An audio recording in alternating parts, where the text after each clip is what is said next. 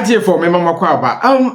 Ghana Railways Authority. Yes. Omodi 2 new trains aba Ghana recent times are. Omodi ko trial. Yes. Omo koya. Omodi akonya accident. What? Yes. What me ye pa? Omodi anya accident. First in trial. Yes. First time I yedi try. Yedi sequence so. Idi akonya accident. Na yesi akomni nchiremu. Keteke na omangana yenyina yehwe nimu. Se ebeba bedru Nyankopon adom. Mpanimfo ahyehyɛ de asi nadeɛ so a wɔnom ɛso ahye na wɔnom ahu sɛ bibia na kwan mu a afei wɔn atumi abie kwan ama ɔmanfoɔ anya ɛso ɛmfasoɔ kyerɛ sɛ wɔnom efiri Tema de kɔ Mpakadan a ɛno ɛwɔ asuogyaman manfininim no wɔnom atumi aforo de akɔ na wɔn firi hɔ nso bankraman mu nso atumi aforo de aba na wɔtwe yi mu asuya a wonom ehwe keteke mpuntuo eso ono atenaye no nyina ka bom abo enkomo afa ho a kyerɛ enkrotu a wonom ewo kwan no so biaye a keteke ni befa nyina o mafa kwan no so ahwɛ sɛ bi dua bi abu atoso ana de na da kwan mu sɛ na keteke akwantuo esitie no bibia ebeda na kwan mu no ade a ebeha no enti omotu saa na mo nyina wo na hotwe mu a enne omo yɛ sɛ omo de keteke besi akwan so na fe wo maso afidie na nkasa ahwe na bibia totom na fe ya afi engineers ya wo free Poland memu baaye na wo be hyehyɛ keteke no wo magya ho na fe wo madane ya de amaye na wo makɔ ɛno na ɛnɛ awiai bɛ du mienu empemu no keteke yi enam dadeɛ so na watwamu Tema no akodru sojaman mansinim na ofri akrade ɛyɛ voter anase frau sutadeɛ na keteke akwan no etwamu no wo cross na kyerɛ obi nso akɔpa keke a ɛwɔ keteke kwan nim na wɔde akɔakɔbom na ɛno ɛna mene deputy minister owura Kwaku Asante Boaten ɛhwehwɛ nkɔmɔ na wɔkyerɛ sɛ biaye hɔ na ɛhyɛn no no ogyina no ɛnyɛ biaye a wɔn ayɛ a kyerɛ sɛ ɛhyɛn etimi etwamu wɔ hɔ enti sɛnea yɛyɛ a ɛhyɛn no timi kɔ gyina hɔ no nso yɛ ade a kyerɛ sɛ wɔn dwene ho a wɔn nte aseɛ na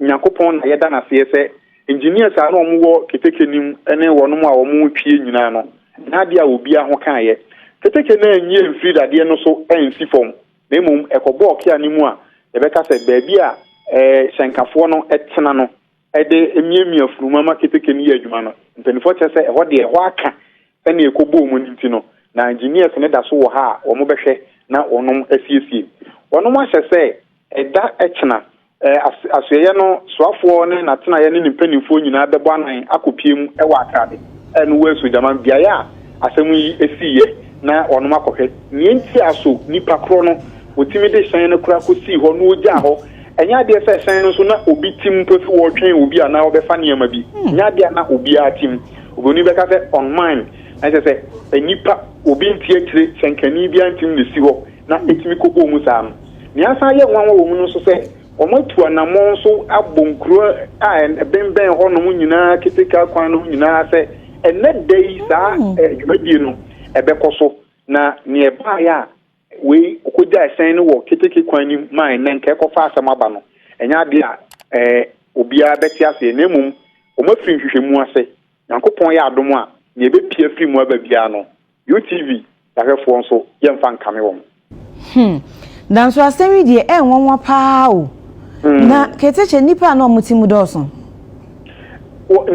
na wɔka ɛne engineers a ɔmo ka ho na ɔmo so ahwɛ no ɔmo nko ana na ewom ɛnyɛ adeɛ na afa akwantufoɔ bi a afei na ɔmo so ahwɛ nti no na ɛnyɛ adeɛ akwantufoɔ wɔn a ɔmo so ahwɛ ne nea wɔka ne engineers a ɔmo bɛhwɛ sɛ bibia totɔ na akwan mu ɛna na wɔn mu obiara ho nkan yɛ na sɛnea mpanimfoɔ kyerɛ no yɛbɛka sɛ engineers cabin ebi a hyɛnkafoɔ no hyɛ emiebia keteke ne pruma no ɛhɔ na ɛbɔɔ ɛhyɛn no mu nti no ɛhɔ aka kakra ne nso wɔn kyerɛ sɛ ɛnyɛ adeɛ a ɛbɛyɛ ɔhaw engineers ne da so wɔ ha wɔn bɛtumi ahwɛ asiesie ama atumi asan ayɛ ne ti nyame adom obiara mpra ho daabi obiara ho anka ɛde nyame ase 18th April 2024 ɛna saa asɛm wei esiye na anchebia ena Ghana police for edi asem edi ababo nti say yakoche driver ni no na nsem a omatwere edi ato omo page so ni omo say a truck driver arrested for allegedly causing train accident in the Tema-Mpakadan railway line. The Ghana Police Service has arrested driver of Hyundai truck with registration number GS 9018-20 for allegedly causing an accident involving a diesel multiple unit train on the Tema-Mpakadan railway line. Today, Thursday, 18th April 2024, police preliminary investigation has established that the suspect driver left the said vehicle unattended on the railway line, leading to a collision with the train. Police investigation into the incident continues. All right, that just say, how much part you say, sir driver Nina Yachino in connection to the accident no chese ojane car ne wo railway line so emra no ono ankasa ni hono so what you say train no edi be boom na assembly the air asefimo atie for this is the latest news ECG for my yade pa news way by Mr. Tise me ye video we that say moji light ne sa mantima ye video no ade na motisa Mumbo Musama is before. I Mumbo Musama. He said, Omoye boy. When you find here, dear, or say, all right. In that for our message, say, you are make sure to subscribe to GSL News, turn on the notification bell, and leave a comment. I don't share free. Share what you know comment section. I see. Ebema agronomu ayede ye papa. Edamasi piao. Hey there. Subscribe to my channel and also press this bell icon.